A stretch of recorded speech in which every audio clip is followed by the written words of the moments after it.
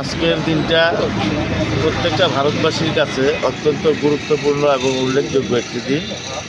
আজ আমাদের ভারতবর্ষের প্রতিটা মানুষের নয়নের মণি নেতাজি সুভাষচন্দ্র বসুর 129তম জন্মদিন। এই জন্মদিনটাকে আমরা পরাক্রম দিবস হিসেবেও পালন করে থাকি।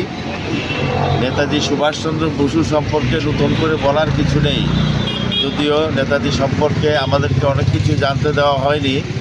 আমাদের প্রধানমন্ত্রী নরেন্দ্র মোদীজি ক্ষমতায় বসার পর, আমাদের সরকার ক্ষমতায় বসার পর নেতাজি সুভাষচন্দ্র বসুকে ভারতবর্ষের প্রথম প্রধানমন্ত্রী হিসেবে স্বীকৃতি দেওয়া হয় এবং নেতাজির যে দেশপ্রেম, নেতাজির মানুষের প্রতি যে ভালোবাসা এবং পরাধীনতার বিপক্ষে নেতাজির যে সংগ্রাম, সেই সংগ্রাম চিরস্মরণীয় হয়ে থাকবে শুধু ভারতবর্ষের ইতিহাসে নয়, বিশ্বের ইতিহাসে।